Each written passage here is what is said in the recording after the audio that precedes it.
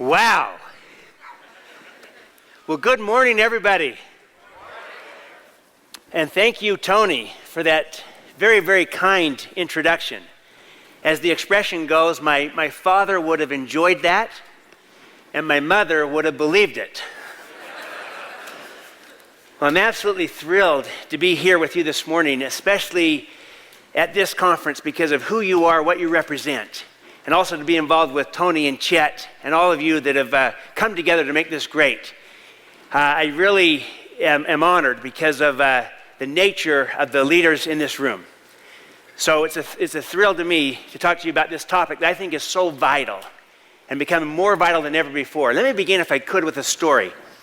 This happened a couple of years ago, an experience I had where I went fly fishing up in Montana. Have any of you been fly fishing before? Say, quite a few of you. It's a great activity. This is catch and release. I hired a guide to teach me how to do this. It was a beautiful summer day. We went into this river in Montana, and we got into the water, and the guide asked me this question. He said, "What do you see?" And I looked around, and I said, "Well, I see the river and the bank and the rocks on the side." And he goes, No. Look into the water. What do you see in the water? So I looked into the water, and I couldn't see anything because the glare of the sun was beating down and caused it so that I couldn't see through the water. And I said, "Well, I can't see anything." And he said, "Well, I can." Now, he had these polarized sunglasses on. So he had a little advantage. And he said, "I can see. And you know what? There are fish all around you. In fact, there's some right there. You can't see them?" I said, "No, I can't." He said, "Here, don't take my word for it. Take these glasses." So he handed me these pair of polarized sunglasses. I put them on. The moment I put on the glasses, instantly I could see through the water. And sure enough, just like he said, there were fish everywhere, all around me. Now, what was interesting was this. The fish were there all along. I just couldn't see them until I put on the glasses. But the fact that I couldn't see them didn't mean that they weren't there. They were there. It just took putting on the glasses for me to appreciate, to recognize, and to see what was really there. So it is with trust. The effect of trust, the relevance of trust, the impact of trust, the pervasiveness of trust is there, whether we can see it or not. And many times we don't see it until it's gone. But the fact that we don't see it doesn't mean that it's not there. It is there. So what I hope to do today is to give you a pair of trust glasses, metaphorically speaking, that enable you to see this topic with new eyes, see it differently, see it for what it really is. I also want to give you some trust tools so that you can do something about this. You can learn, you not only can see it differently, you can act on it differently, behave on it differently, and get better results. So I want to give you glasses and some tools. Now, see, trust is a topic that we all of us know about it. We assume it. We take it for granted. We ignore it. We neglect it until we lose it. And then we become painfully aware of it, but sometimes too late. And I don't want us to do that. I want to take this topic head on and to recognize how vital this is to all of us. Now, let me go into this idea. When I tell people I'm going to talk about trust, here's the first thought that comes to many of them. Kind of like, oh, how sweet, how nice. We're going to talk about trust, and then we'll get around the campfire, and we'll roast marshmallows and sing Kumbaya. Because the perception is that it's a good thing, a positive thing, a nice thing, a social thing. But there's not enough understanding that this is, in fact, a hard-edged, tangible, economic driver, which I'm going to talk about it in that way. See, there's a French proverb that says, "Fish discover water last." See, the fish are so immersed in the water, they're unaware of its existence until the water gets polluted or becomes too low. So it is with people and trust. People discover trust last. We're so immersed in it. It's so much the basis on which our society works, our markets work, relationships work, that we assume it, we take it for granted until it gets too low or becomes polluted. And then we become very aware of it, painfully aware. So rather than take it that way, let's put on these new glasses and see this differently. So I'm going to go through a few of the myths about trust and give you the reality, the new pair of glasses to see this differently. Because when we see it differently, we'll act on it differently. Here's one of the myths that's common. The whole idea that trust is merely a soft, nice-to-have social virtue. The reality is this. Trust is a hard-edged economic driver. Economic, not just social. Similarly, another myth related to the first, that trust is slow, that it takes forever. Now, I acknowledge that restoring trust will take time, and it can take time to establish trust. However, once you understand the nature of trust and the dimensions behind it, and especially the behaviors that build it, I maintain that you can establish trust far faster than you might think possible. And this I know for sure. Once you've established trust, once you have trust, nothing is as fast as the speed of trust. See, once you have trust, you move at an incredible speed that you can't come close to approximating without it. Now let me dive deeper into this. In fact, let me share with you the 3 big ideas that I want to get across this morning. That I hope that you'll walk away when you finish this presentation, you'll remember these 3 things. Then I'll briefly mention each one, and then I'll go through each 3 in greater depth. The first big idea is this. Trust is financial, not just social. Let me repeat that. Trust is financial, not just social. In other words, there's a compelling business case for trust. The second big idea is this.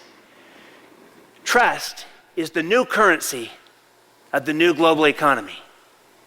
Trust is a new currency of this global economy that's needed today more than ever before. The third big idea is this. Trust is a learnable competency. It's a skill. It's something we can actually improve at, get better at, learn how to do, increase and grow.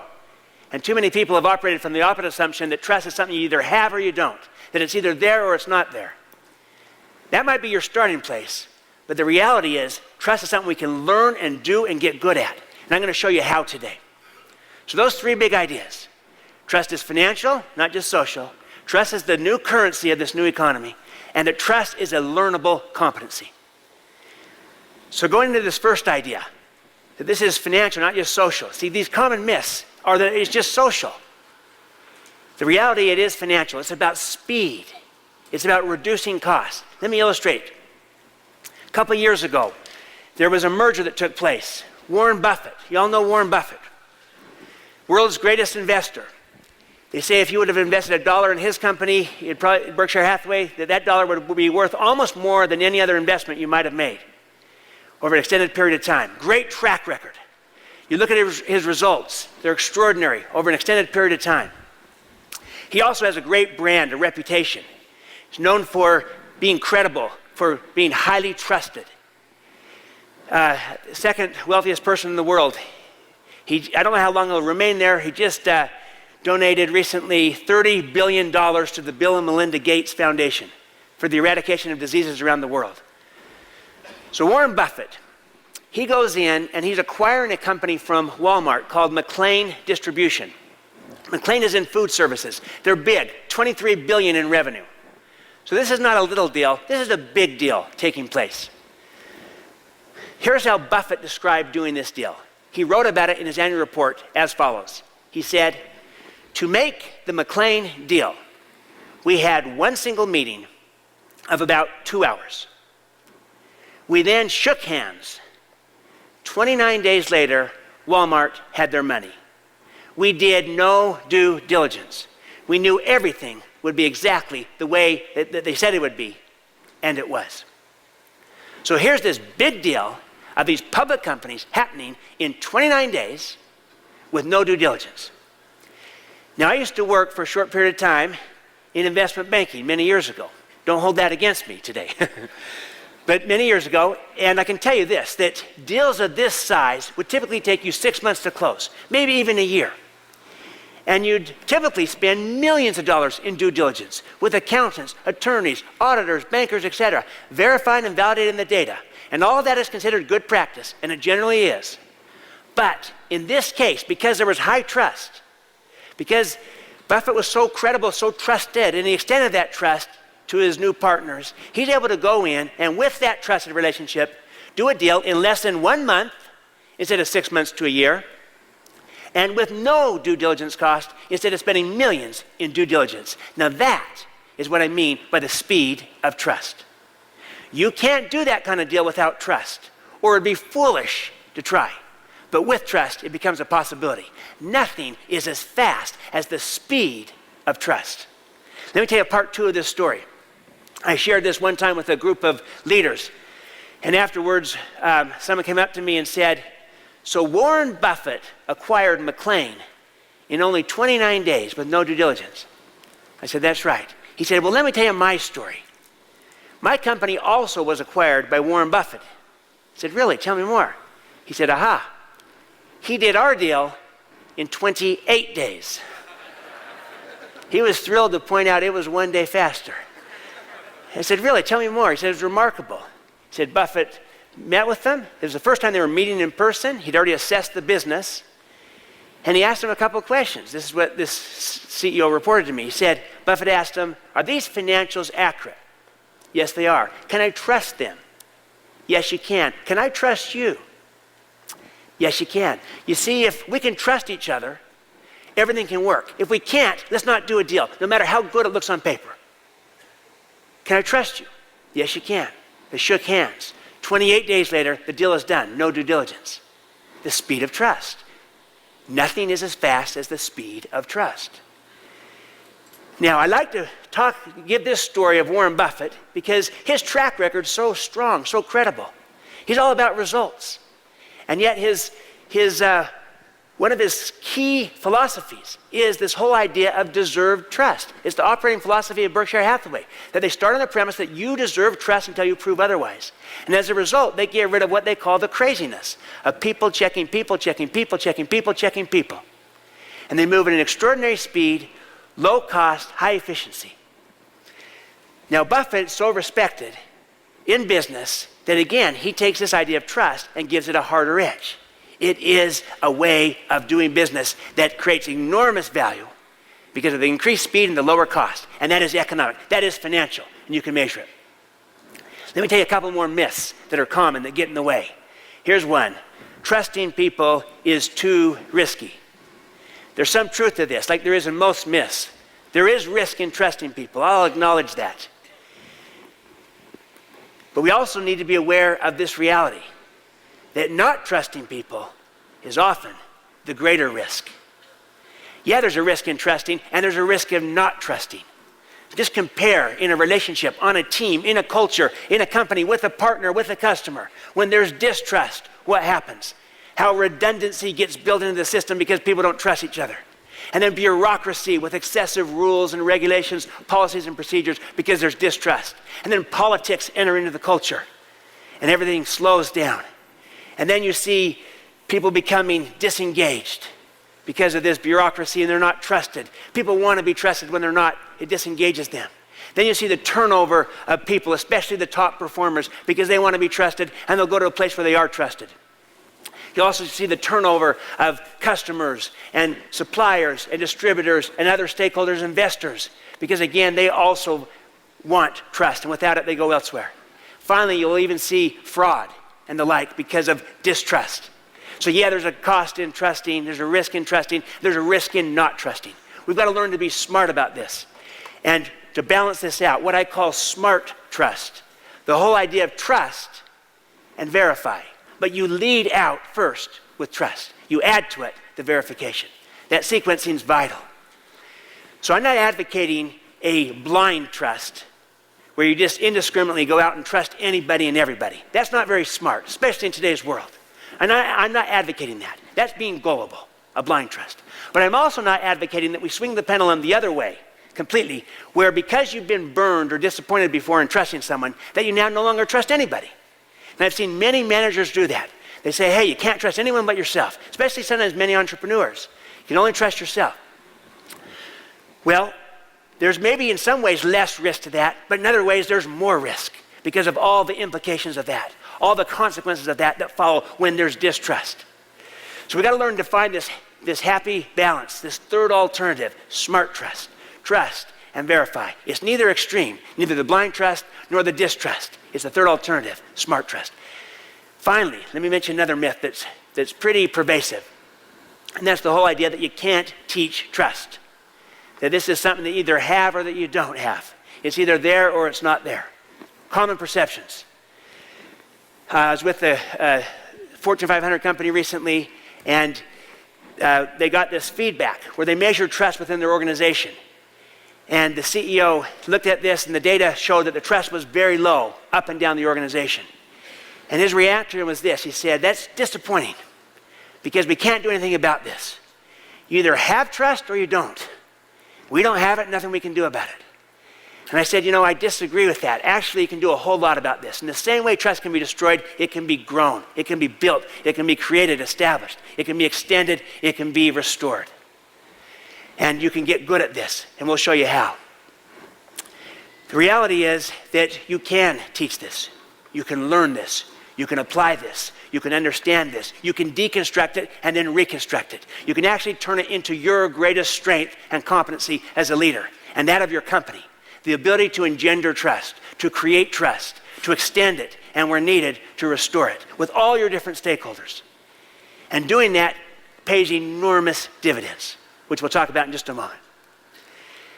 Now, everything I'm talking about, I think you know from your own practice and experience. So I want to tap into that. I want to do a brief exercise with you, if you would. If you take out a piece of paper, I would like each of you to identify a person that you work with and need to work with whom you have a high trust relationship. Okay, so identify someone that you work with whom there's high trust. This could be a direct report. This could be a board member. This could be a supplier, or could be a partner, could be a customer. But someone that you work with and need to work with and with whom there's high trust. Go ahead and write their name down, put their initials down, somehow identify them. Now, with that person in mind, let me ask you a couple of questions. And if you would just write down the first thoughts that come to you, 1 and 2 word type answers, first impressions. What is it like to work with this person with whom there's high trust? What's it like to work with them? Go ahead and jot it down.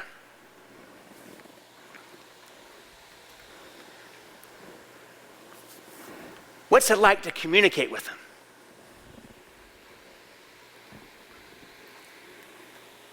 How fast can you get things done?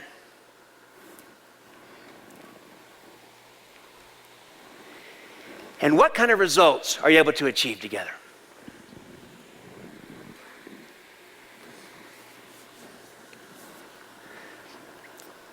All right? Now, this time I'd like you to identify a second person. This time it's someone that you work with and need to work with, but with whom you have, for whatever reason, a low trust relationship. So you need to work together, but the trust is low, or at least not where it needs to be or should be or could be. Again, it could be a direct report, could be a board member, colleague, peer, could be a customer, partner, supplier. If you need to work together, trust is low. Go ahead and somehow identify a person. Now let me ask you the same questions. And if you would just write down your first thoughts that come to you. What is it like to work with this person with whom there's low trust? Go ahead and jot it down. What's it like to communicate with them?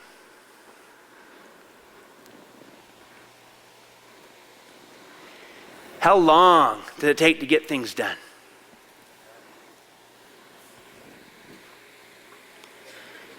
And what kind of results are you able to achieve? So let me ask you this question. Is the difference in this relationship, is this a small incremental difference, or is this a huge difference? Huge. It is truly huge, isn't it? And literally everything is affected by it. Do you think if you wanted to, that you could put an economic price tag on the value of this difference? I think you can. I'll show you how in just a moment. I know you can put a qualitative price tag, but I think you could even put an economic price tag. And what's interesting is that we all know this. We've all been there. We're all experts on trust in one way or another, in that we've been in high trust relationships, we've been in low trust relationships, and the difference between the two is night and day. It is palpable. It is economic. And we know it. We've been there. And everything is affected by it. Let's just show how it's all affected by it. Let's take as an example communication. In a high trust relationship, high trust, what does the communication look like when there's high trust? Easy, flowing, fast, open, fun, reassuring. It's authentic, loyal, confident. Exactly. See, it's all these things. It's authentic. It's real. What does it do to energy? It's energizing. What does it do to joy and satisfaction? It's pleasant. It's fun. It's engaging. You want to be a part of it. My experience is all of those things when there's high trust. But also this, in a high trust relationship, sometimes you can even say the wrong thing and people will still get your meaning. Right? You experience that? Trust fills in the gap. You misspoke, you miscommunicated, it's okay. Trust fills in the gap. They know your intent, your motive. Now let's contrast that to a low trust relationship. What does communication look like in a low trust relationship? Frustrating, high stress, slow, impossible, draining, shallow, assumptions. It's calculated, it's guarded, one-sided. People withhold information. They're calculating and guarding. They're cautious. You take very detailed notes and you document everything. You're not sure what their intended motive is. What does it do to energy? It just sucks it out. It's draining. And to joy, it just takes that away too. It's stressful, it's painful, you avoid it. My experience is all of those things, but also this. In a low trust relationship, when there's low trust, you could be very measured and even precise in your communication, and people will still misinterpret you. See, read things into it, project their own agenda. Communication, you see, is far more a matter of trust than it is technique. And one reason why legal communication is so expensive and time-consuming in most cases is because it's based upon low trust. In some cases, no trust. As a result, it takes a lot of time, costs a lot of money. Now, I just went through communication. I could go through every dimension, every aspect of a relationship, of a team, of a culture, of a company, and you will find that they're all affected by trust. And the difference between high trust and low trust is night and day. It is palpable, it is qualitative, it is quantitative, economic, financial. Now, I told you the three big ideas. Trust is financial, trust is the currency of the new economy, and trust is a learnable competency. I'm taking these first two on in unison. Trust is financial. Let me start to approach the second one. Trust is a currency of this new economy. Think about it. Look at what's happening today. In fact, we're getting our case study on trust is taking place right now in front of our eyes, where you can see, markets that come to a standstill as trust leaves. When I was recently at this World Economic Forum, among all the participants, we surveyed, and people came up with the number one issue affecting growth and the economy over this next year. And it was not the financial crisis. That was the number two issue. The number one issue was the loss of trust and confidence that exasperates everything else, including the financial crisis. It's the number one issue. Trust is a currency in this new economy. And you see what happens when there's money. Governments come in and tell the banks, hey, we'll put more money in, and you try to get the capital in, you try to get the liquidity there, but if there's not trust, it still doesn't work. It doesn't flow. If banks are afraid to lend money to other banks. They're not sure if the money's going to come back. So you can have money, you can have liquidity, but if you don't have trust, it doesn't work. It's trust that makes the markets work. It's trust that makes the world go around. You take it away, it grinds to a halt, slows down, or evaporates. This is like a new currency, especially today. Now, I maintain this, that for all of us as leaders, that the ability to establish trust, to grow it, to extend it, and where needed to restore it with all of our stakeholders, and by stakeholders I mean with our customers and clients, with our business partners, suppliers, distributors, with our investors and sponsors, and with our coworkers, with our teams, with our colleagues. The ability to create trust with all these stakeholders is the number one competency of leadership needed today. Number one. That's a very bold claim to make. How can I make it? Let me tell you why.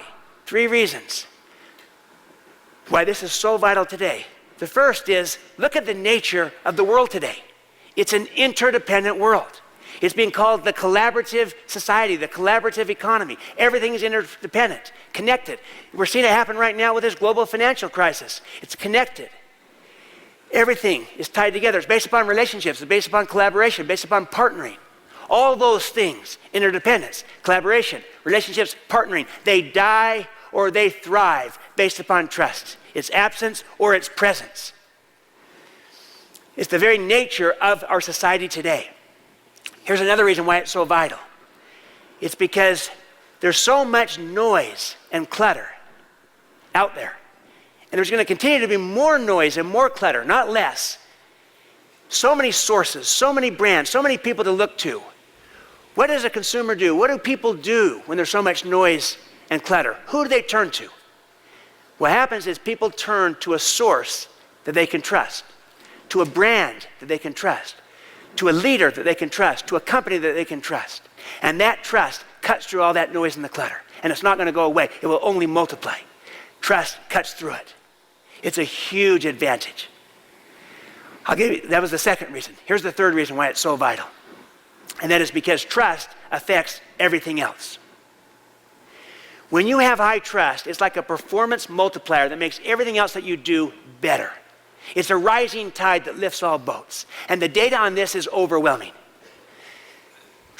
Take some of the business issues of the day. Executing your strategy. Try to execute your strategy in a low trust environment, a low trust culture. You'll get slowed down and even derailed. Take the engagement of people. The Gallup data on this is overwhelming. 96% of engaged employees trust their leaders. Only 46% of disengaged employees trust their leaders. So which came first, the distrust or the disengagement? Yes, both. They feed upon each other. Disengaged people don't trust, and vice versa. Now, take collaboration and partnering. Studies show that they took a 10-year study from the Warwick Business School in the UK of outsourcing relationships over a 10-year period.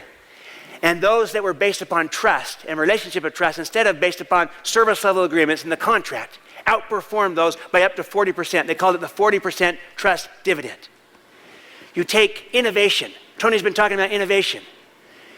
The Financial Times took the top 20 innovators against the bottom 20 innovators in a study, and they found that the number one differentiating factor between the top 20 innovators and the bottom 20 innovators was high trust. See, innovation flourishes in a culture of high trust. In a low trust culture, people are afraid to make a mistake. They clamor for credit. They point the finger for blame. When high trust, you learn, you grow, you get developed, you share the credit. It's night and day difference. I'm just going through a few issues. The loyalty of customers. On this, it's overwhelming. You talk about those 3 ways to grow the business. Get more customers, get more transactions, get bigger dollar amount in the transactions. Well, guess what? The data on this is overwhelming. When you have high trust with customers, the customers will buy more from you.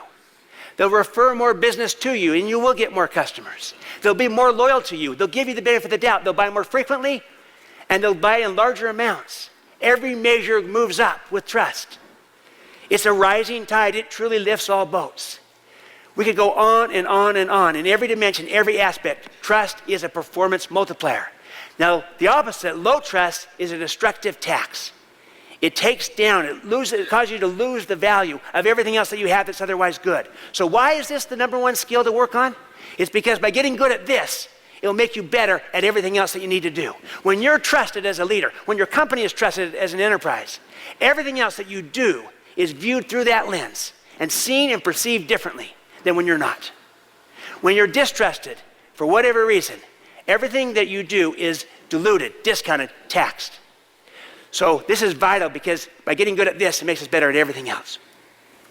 Let me give you one last bonus reason why this is so vital. That's because we're operating increasingly in a low trust world, where the trust is going down all around us. We see it today in our society, maybe like never before. Now, if you, as a leader, as an entrepreneur, as an artist, whatever your role might be, if you have the ability to create trust in a world of declining trust, what an advantage that is to you. If your company has the ability to create trust in a world of declining trust, what an advantage to your organization. Now, this low trust environment is all around us. I'm going to go through some data. I'll go rather quickly through this data, just to lay the context for the environment in which we're operating. There's really a crisis of trust. It begins at the societal level. Low trust is everywhere in our society. Only 34% of Americans believe other people can be trusted. 1 in 3. Used to be much, much higher. In Great Britain, this number is 29%. In some parts of the world, it's as low as 6%, where basically people don't believe that they can trust anybody. There's other parts of the world in which it's much higher. But the point is, generally, it's low and going down, certainly in the U.S. and in most societies, with some exceptions. The societal trust is going down. We're seeing it in our institutions. Trust in many institutions is sitting at historic lows. By institutions, I mean trust in media, trust in government, trust in political parties, trust in business, trust in education, trust in churches. Generally gone down. In some cases, it's never been lower than right now. And we're seeing that all throughout society. It's rare that you see what's happening right now, which is that you're seeing both trust in business going down, at the same time trust in governments going down, with some exceptions in different parts of the world. Let's take a look at our companies. Organizational trust is going down in most organizations. Less than half of employees trust their senior leaders. In the UK, it's 31%. It's a third, meaning half of them don't. And they don't have that trust. You're seeing that only 36% of employees believe that their managers act with honesty and integrity. And 76% of employees have observed a high level of illegal or unethical conduct at work in the prior 12 months. When that conduct becomes exposed, you end up with a scandal. And then that causes the trust and confidence to erode even further, and we get caught in this vicious downward cycle of distrust and suspicion. We see it even at the individual level. This is the percentage of students who acknowledge that they cheated in order to improve their odds of getting into graduate school. 43% of liberal arts students. 52% of education students. 63% of law and medical students. And 75% of business students. Now, I was with a group of attorneys some time ago in Dallas, and these attorneys were thrilled to point out that they were not in last place. And they chided me because I had an MBA that I was in last place. Now, speaking of MBAs, look at this data. 76% were willing to understate expenses in order to not cut into company profits. And convicts, criminals in minimum security prisons scored higher on their ethical dilemma exam than did the MBAs. All of which makes you ask this question, who do you trust? I was with a group the other day, and I asked, who do you trust? And someone raised their hand and yelled out, convicts. See, who do you trust? See, let me define trust briefly if I could. By trust, I simply mean confidence. Confidence. The opposite of that, distrust, is suspicion. See, I don't trust someone if I'm suspicious about their agenda or their motive or their integrity, or if I'm suspicious about their capabilities or their track record. I do trust when I feel confidence. It's like Jack Welch said. He said, I could give you a dictionary definition of trust, but you know it when you feel it. And what you feel is confidence instead of suspicion. Such as a simple definition, confidence instead of suspicion. Now, here's why I shared all this data of low trust being all around us, because that's the environment in which we're operating. And here's the danger. We operate in this environment. We see scandals happen. We bounce back from it, but we bounce back just a little bit slower. We start to wonder, what else is out there? I wonder if that could be happening here. When's the other shoe going to drop? We become more guarded, more suspicious naturally, because we've got to protect ourselves. But what happens is we tend to find ourselves in that type of mode, where we, as our operating premise, lead out with distrust to protect ourselves. Here's the danger with that. People reciprocate how they're treated. And when we distrust others, they tend to distrust right back.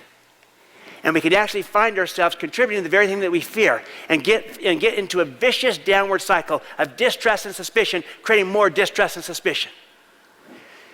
Thankfully, it works the other direction too. See, trust is contagious, either direction. Trust and confidence can create more trust and confidence. Warren Buffett has done it. He creates it in his company.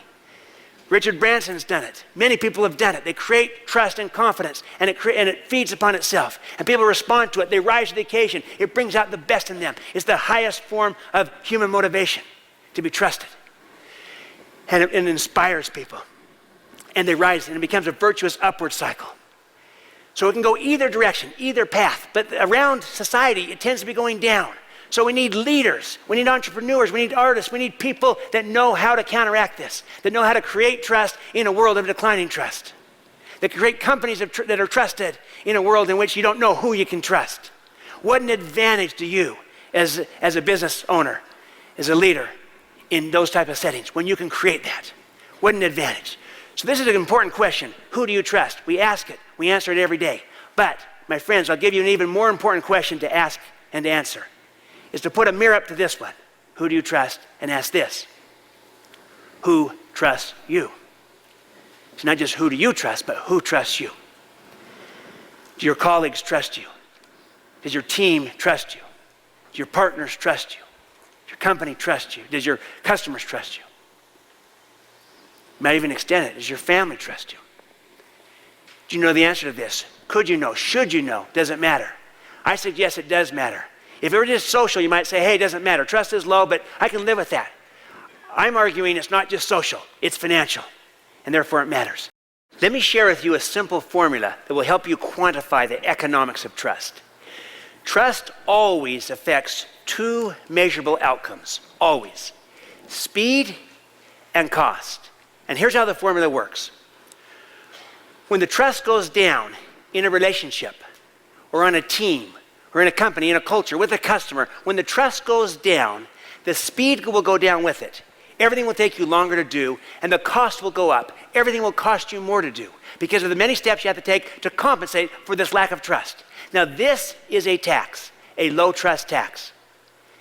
Now, thankfully, the converse is true as well. When the trust goes up in a relationship, on a team, in a company, with a customer, when the trust goes up, the speed goes up with it. Everything can happen much, much faster while the cost comes down. Everything costs you less. This is a dividend, a high trust dividend. It is that real, that simple, and that predictable. So let me illustrate. First, on the negative side, when the trust goes down. Look at what happened after 9/11, after the terrorist attacks. Our trust or confidence in flying went down. So we took steps to compensate for that, and we beefed up the security, and it helped. But it came at a price. Takes you longer, costs you more. I used to be able to arrive at my home airport, this is pre-9/11, literally about 30 minutes before my flight. I could just cruise through security, get on the plane. Today, I have to arrive closer to 90 minutes before my flight. I can never predict how long it will take me to get through security. Now, I'm thankful for the security, but it comes at a price. It takes you longer, costs you more. I recently flew in and out of an airport in part of the world where the trust is very, very low for geopolitical reasons. Well, when I left that country to get out, I had to arrive at the airport literally 4 hours before my flight.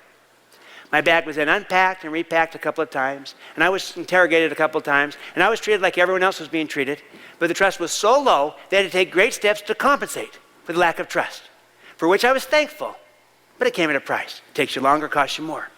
After we had the big scandals of Enron and WorldCom, trust in public companies went down. Can't have that. U.S. Congress steps in, passed Sarbanes-Oxley. Sarbanes-Oxley is not trust. Rather, it's a series of rules and regulations because of the lack of trust. Now, it helped in many ways, but it came at a price. Takes a whole lot of time, costs a whole lot of money. That's always the consequence of low trust. Now, on the positive side, trust goes up, the speed goes up, cost goes down. Warren Buffett, highly trusted. He extends the trust to his colleagues as they're negotiating. Trust goes up, the speed goes up. They do the deal in a month instead of 6 months to a year. Cost goes down, no due diligence instead of spending millions on due diligence. And that's Buffett doing big deals. How about the most entrepreneurial example of all? Well, let me tell you about the donut guy. This is a street vendor.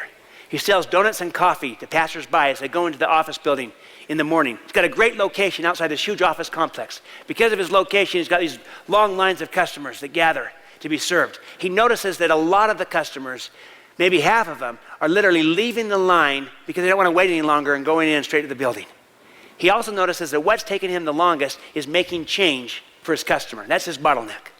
So this street vendor decides that he's going to trust his customer. And here's what he does. He gets a little basket. In that basket, he puts dollar bills, $5 bills, $10 bills, nickels, quarters, and dimes. He puts the basket on the end of the cart. The customer comes through. He serves him donuts and coffee. The customer reaches out to pay him, and he motions to the customer, you make your own change.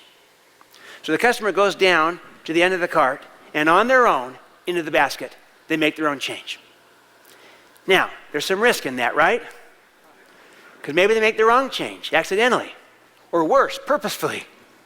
But when trust goes up, what goes up with it? Speed. That's exactly what happened. Instantly, this street vendor was able to put through twice as many customers as before. You see, he never lacked for customers. They would grow impatient and leave. Now he's eliminated his bottleneck. Twice as many customers as before. He's added no new cost in doing this. He's still a one-person show. And here's what he learned. Rather than people abusing the trust that he gave him, he found just the opposite. People liked being trusted. They came back to him more frequently. They were more loyal to him, and they gave him larger than normal tips. And he literally more than doubled his business by simply extending trust to his customer.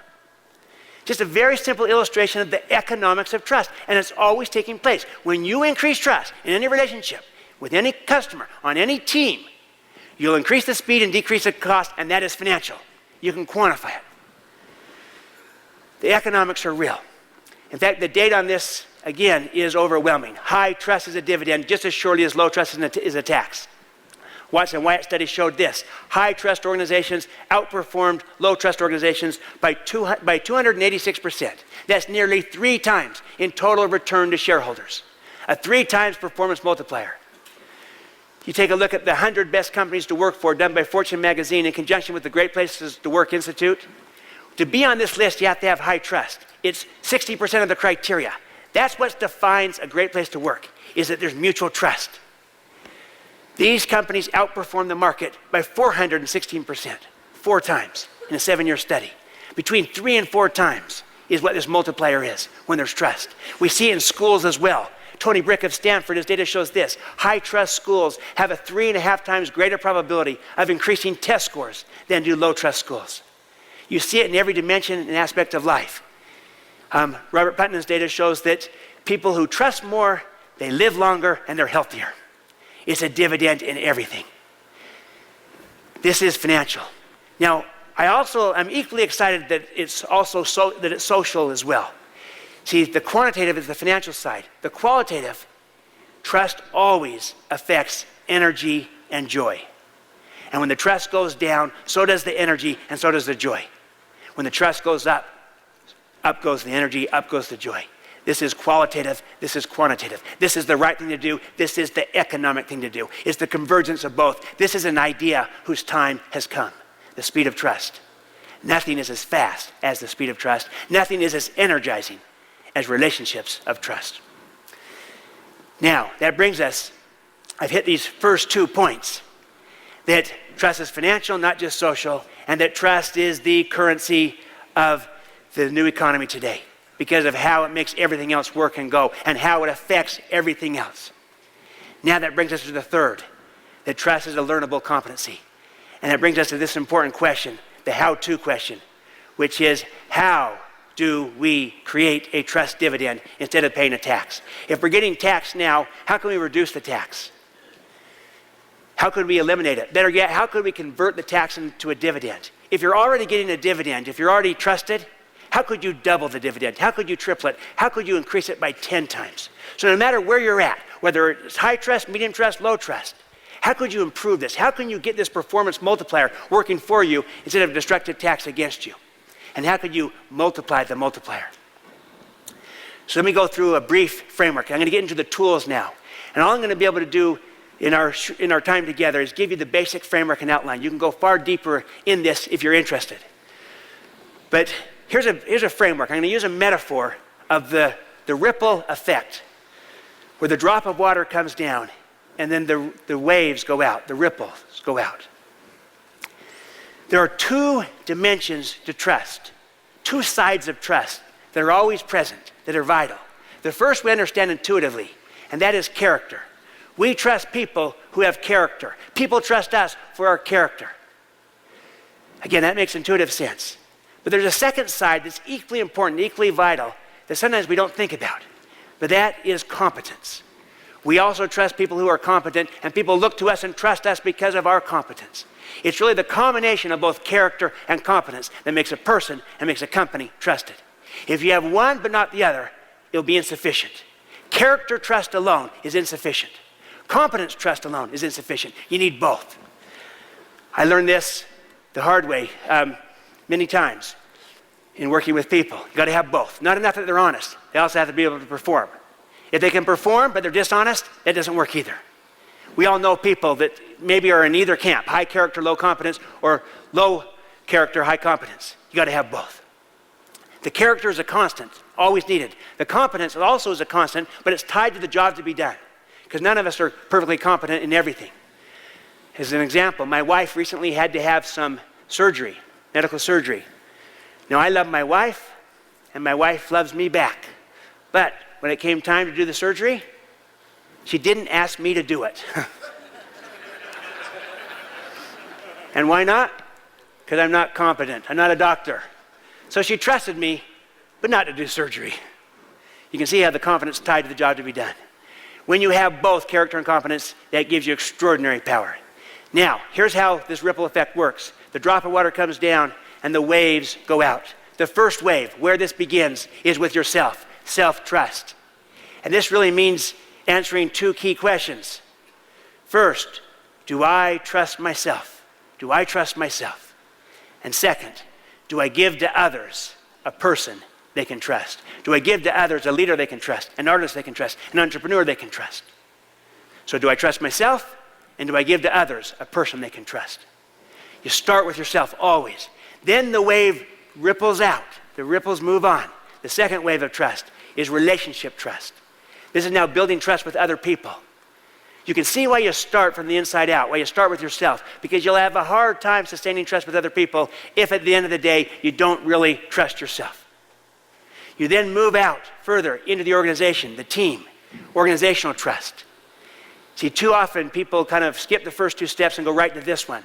Why is trust low on the team? We've got to work inside out. But when you start with yourself and then relationships, you move into the organization naturally. It ripples out beautifully. From there, you move out into the marketplace, market trust. Now, market trust is your brand. And we're talking about brand, and you will be talking about brand all week long here. But think about it. Your brand is nothing more or less, in the last analysis, than trust in the marketplace, trust with the customer. It's trust monetized. And when you have a strong brand, you get this performance multiplier that affects everything else. People buy more, they refer more, you get the benefit of the doubt. Everything's improved. If the brand is weak, diluted, devalued, you pay the destructive tax because the trust is low. It's so clear as it relates to brands. In the same way it's so clear at this fourth wave level, market trust, it's equally impactful at the first three waves, self, relationship, and organizational. We're just not as good at measuring it until now. But it's equally impactful at every wave. We finally move out to the fifth wave, societal trust. This is about contribution, creating value, counteracting all the cynicism and suspicion that's out there with value creation. See, the fourth wave, the market trust, is about reputation. It's your brand. These are 5 waves of trust. You always diagnose most effectively from the outside working in.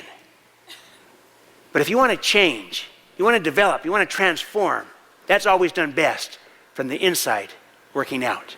Starting with yourself, then with your relationships, then with your team, then with your group, your unit, your company, then move into the marketplace with external stakeholders. Then you watch the impact you'll have on society. It's an inside-out process. So what we can all control, every one of us, is really this first wave, the self-trust, and we can heavily influence the other three, the other four, especially the relationship trust. So I'm going to hit those and give you a brief bit of the framework for those. And more than anything, I want to give you a language so you can think about this and talk about it. A language so you can talk about it, a framework so you can think about it, and a process so you can actually work on this. Again, this is something that we kind of intuitively understand, but I want to give you words for it to be able to describe it, because that's how you can get good at this.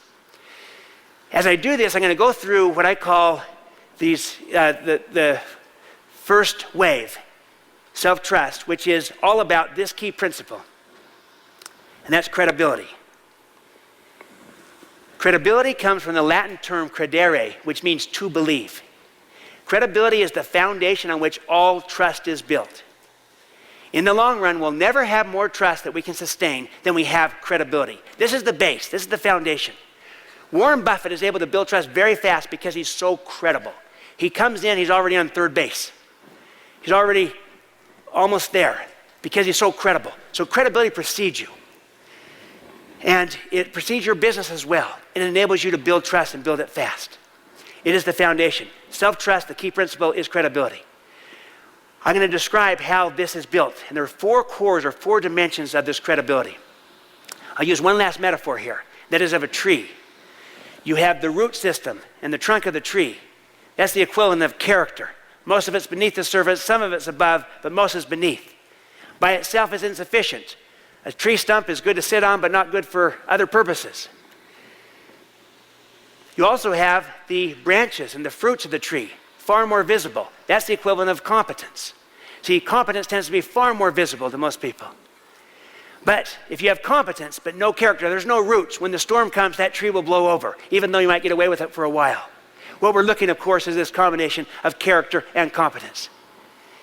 And there are four cores of credibility, two of which belong to character, two of which belong to competence. Now, as we go through this, these four cores, apply this to yourself as a leader, artist, entrepreneur. Apply it also to your company. Look at it in both dimensions. You and your company, in terms of how credible are you. Let's go through each of these four cores briefly. The base, the foundation, the first core of credibility is integrity. Integrity is referring to honesty and truthfulness. But more than that, it's congruence. I was talking to Tony's wife, Sage, and she said the great thing about Tony is he is what he appears to be in real life. He's the same. What you see on stage is also the same person you see off stage. He's congruent. That's the ultimate illustration of integrity, is congruence. And that you do what you say that you value. You walk the talk. When people have that, it builds enormous credibility. With that credibility, they build trust and build it very fast. It didn't have to take forever. The real test of integrity is when there's a cost or a consequence.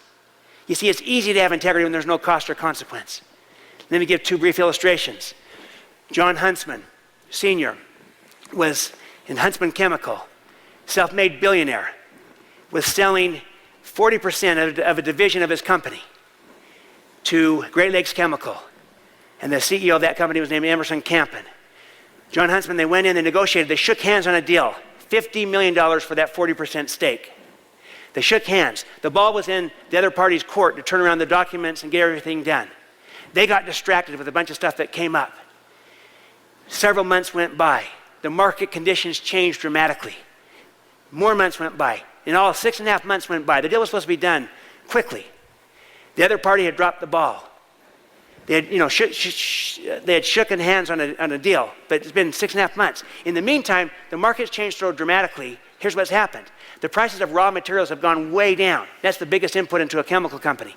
And now Huntsman's profits have soared. They're worth a whole lot more today. In fact, Huntsman's banker said, your company, that $50 million stake is now worth $250 million. So they talk. Emerson Campen calls Mr. Huntsman and said, I understand that everything's changed. We shook hands on a deal 6.5 months ago. The ball was in our court to turn this around fast. We didn't do it. We got distracted. I know your company's worth a whole lot more today. My banker's telling me it's worth $250 million. We shook hands on 50, so I'll meet you halfway at $150 million. John Huntsman said, Emerson, we shook hands and had a deal at $50 million, and that's what it will be. And Emerson Campen said, but Mr. Huntsman, that's no longer fair to you, and I'm willing to pay you more. And Huntsman said, you negotiate for your company, Emerson, and I'll negotiate for mine. We shook hands on 50 million, that's our deal. They did the deal at 50 million. Huntsman went on to write about this in a book called Winners Never Cheat. And in it he said, yes, I could have had another 100 million, maybe even 200 million if I wanted, but I never had to look over my shoulder or wrestle with my conscience. My word was my bond, and not only did I know it, but everybody knew it. It became the foundation. This integrity, this credibility built trust and built it fast. Let's look at the next dimension, the next core of credibility. Intent. Intent is like the trunk of the tree. Part of it's beneath the surface, part of it's above. Intent is referring to your motive, to your agenda. The intent that best builds credibility and trust is when you care about those that you're working with, those that you're serving. The agenda that best builds trust is when you're seeking mutual benefit. Win-win. Yes, I want to win, but I want you to win too, just as much as I want to win. And I care about your interest. The behavior that best builds it is when you're acting in others' best interests. And they know that, they believe that, they sense that. When you as a leader can do those things, care about others, seek mutual benefit, act in others' best interest, you become credible to people, they trust you. If you don't, if they're wondering, what's his agenda? What's her agenda here? What are they trying to do? They don't really care about me. They're not looking for my win. They're only after themselves. If they see you as self-serving or only after your own win and interest, they will withhold the trust and you'll pay a tax and everything else. So check your motive, check your agenda, check it for you personally, check it for your company, for your team, for your group as you work externally in the marketplace. How are you perceived? Are you seen as seeking mutual benefit? Or are you seen as being self-serving and one-sided? What's your intent? What's your motive as a leader? Do the people know that you care about them? Or do they not believe that? That matters enormously. Integrity and intent, you can see how those flow heavily out of your character. We now move to the next two cores of credibility that flow out of your competence. The third is capabilities. Capabilities are referring to your talents, your skills, your expertise, your knowledge. And the key question here is, are you relevant? Are you current? Are you growing? Are you improving, getting better? Are you innovating? Because someone could be very capable yesterday and not capable tomorrow because they've allowed complacency to set in. They've allowed the world to change around them without changing fast enough. And so they were once capable, now they're no longer. It's happened to companies all the time. It can happen to a person. That's why you're into continuous improvement, strategic innovation, constantly improving, getting better. Personally, organizationally, companies recreate themselves, reinvent themselves. Apple, Nokia, many organizations that Tony and others and Chet have been talking about. They recreate themselves. Companies do it. People do it too. They recreate themselves, reinvent themselves. They stay current and relevant. I'll never forget a time when a CEO of a company was being questioned by his board because he was proposing this massive training initiative of what he felt was vital to stay current and relevant. And without this, that they were not current and relevant in the marketplace. And there's a lot of turnover at the time in the industry. And so a board member said, well, what if we spend all this time and money training everybody and then they all leave? The CEO thought about it and said, it's a good point, but let me ask you this. What if we don't train them and they all stay? And his point was, we're not relevant. We're not current, and we've got to stay that way. So your model here is Tiger Woods. Look at Tiger Woods. 12 years ago, wins the Masters by 12 strokes, and then he changes his swing. Why? Wants to get better, wants to improve, wants to stay relevant. Then a few years later, he wins 4 majors in a row, the Tiger Slam, and changes his swing yet again. Why? Wants to improve, get better, be able to sustain it longer, and draw upon this level of performance more frequently.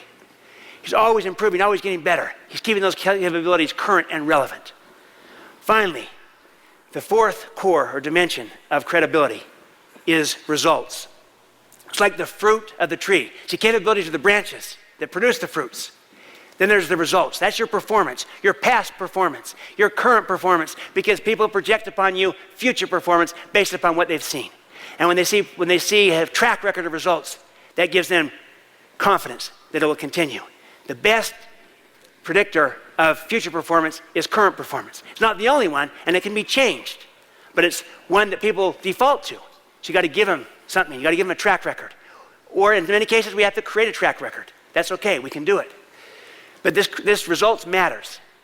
All four dimensions matter. Integrity, intent, capabilities, and results. If you lack any one of those four, you will lose that credibility and therefore the trust with your stakeholders.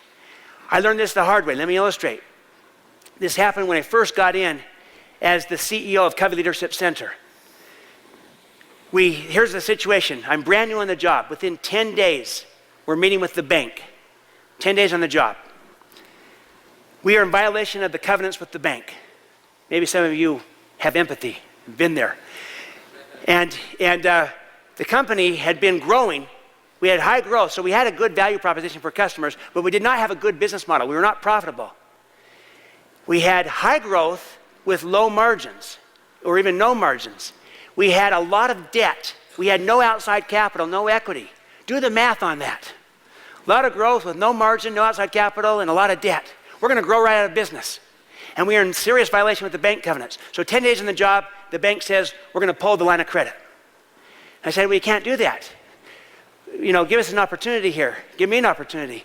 They said, okay. Well, what they agreed to was they give us some time, but we had to sign personal guarantees. So we signed personal guarantees. That bought us some time. We then had to see what the bank needed to see was performance. They needed to see results. It wasn't enough that we had honesty, integrity. They liked it. It wasn't enough that we had good intent. It wasn't enough that on paper we had the right capabilities. They hadn't seen the results. And without the results, they didn't trust us. So we had to perform. And we improved our business model. We got out of hobbies. We went through a lot of the strategic processes that Tony and Chet are talking about to improve. But we also focused on building a culture of trust with all stakeholders, knowing that that was economic, that was financial, not just social. And it happened and it worked. We dramatically improved the numbers. We went back to the bank and they said, we love it. We love the performance. We love the results. They removed the personal guarantees. Then we continued to perform, continued to get better. We actually ended up increasing our profits by 12 times. Went back to the bank. The bank said, we really love what you're doing. In fact, we love it so much, we want to double your line of credit, which is trust for the bank.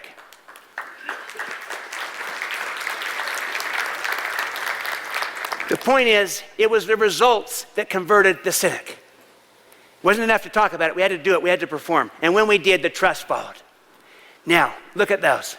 Integrity, intent, capabilities, results, all four are vital. All are needed. Apply this to yourself. Apply it to your company. Let me briefly mention this last key point, because I'm on the how-to now, that third big idea of that trust is a learnable competency. How do you learn it? Through credibility, those four cores of credibility. And the second way of how you learn it is the second wave, which is through behavior. It's your relationship trust, which is based on behavior. It's behavior. It's what we do and how we do it. So we can't just talk about it. You can't talk yourself out of a problem that you behaved yourself into. The only way out of that problem is to behave your way out of that problem. When you behave your way out, you can't get out. So our whole goal is to behave in ways that build trust, building on a foundation of credibility. When we do that, we have a great starting point. Here's the objective. With everyone, we have the equivalent of what we might call a trust account, like a financial bank account. It signifies the amount of trust in a given relationship. And like a financial bank account, how do we build it? We make deposits. How do we destroy it? We take withdrawals. What are deposits and withdrawals? Deposits are behaviors that increase the trust. Withdrawals, behaviors that decrease it, that destroy it, that take it away. We've got to learn how to behave in ways that build trust and avoid the withdrawals. Here's a withdrawal for penguins.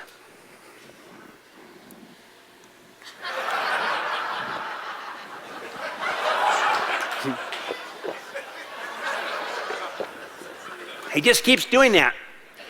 You see, sometimes the fastest way to build trust is just to quit taking withdrawals. The point is this: not all behaviors are created equal. Some matter more than others. It was Warren Buffett who put it this way: it takes 20 years to build a reputation and 5 minutes to ruin it. If you think about that, you'll do things differently. See, some behaviors will destroy it. Some will build it fast. We have, in the Speed of Trust book and the like, gone in depth on these behaviors. I'm not going to go through these now, but there's 13 behaviors that are common to high trust people, high trust leaders, high trust companies. These are things that they do and how they do them. You do these things, you do them well, you'll increase the trust.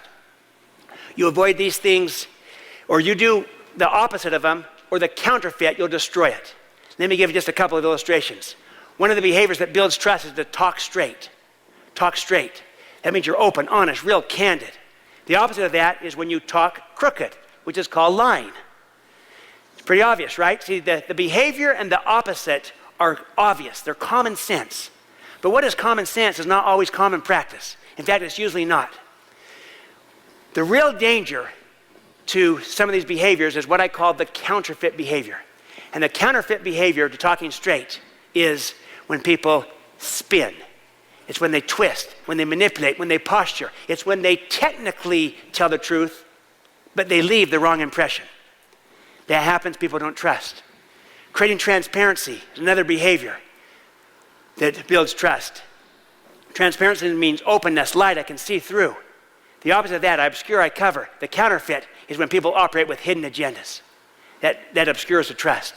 Another behavior that builds it, I just mentioned a few of these. The 10th one, to practice accountability. That means you hold yourself accountable first, then you can hold others accountable second. You start with yourself, you take responsibility. So the opposite of this, you say, hey, not my fault, don't look at me. The counterfeit is you say, it's his fault, it's her fault, it's their fault. You point the finger and blame. Finally, to keep commitments. This is the fastest way to build trust, is to make someone a commitment and keep it. Make them another commitment, keep it. Repeat commitments. You do that well, you can build trust, build it fast. Anyway, there's 13 of these behaviors. If you're interested, at speedoftrust.com, you can get a list of that, plus also some free complimentary tools that will help you assess your credibility, that you can also apply to your company, and you can understand this. The point is this, that we have to behave our way into this. You build trust through credibility, you build it through behavior, and we can do something about both of those. We can influence that, we can control it. And as we do that, we will grow trust and we'll grow it fast. Let me conclude with this brief story that illustrates how trust is built, how it can be lost, and how it can be restored. Because many times what's needed is to restore trust. This happened a couple of years ago with my son when he turned 16. And what happens when you turn 16? That's right, you can drive. And he was excited to drive. My wife and I, his mother, were excited for him to drive because we were tired of being a taxi service for him. So we said, son, we're thrilled to let you drive, but you need to know something. Driving is a privilege, not a right. So let's go over some rules. We went through some rules. Go the speed limit.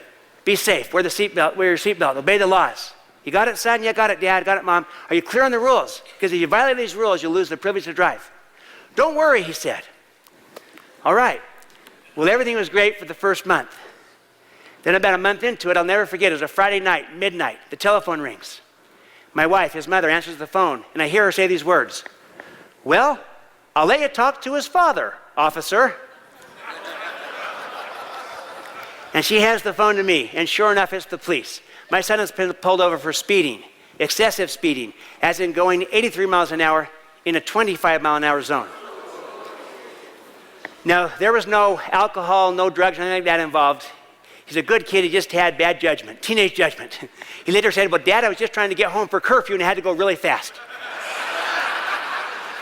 Then even later, he quite cleverly said, Dad, I was just trying to show you what the speed of trust really was.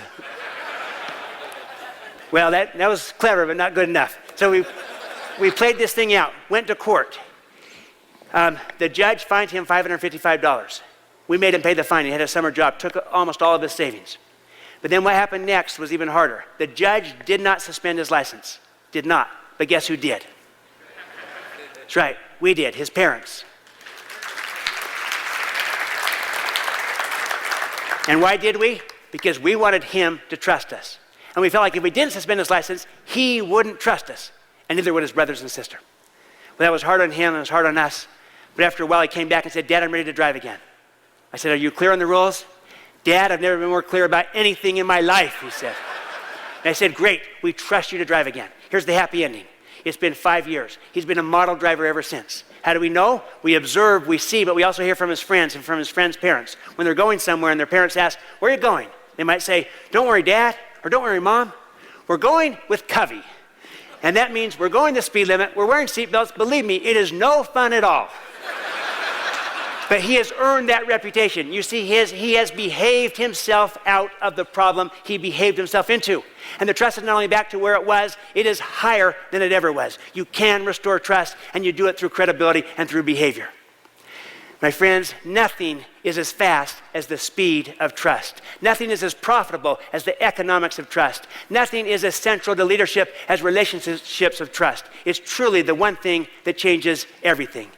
And in the words of Albert Schweitzer, he said, in everyone's life, at some time, our inner fire goes out.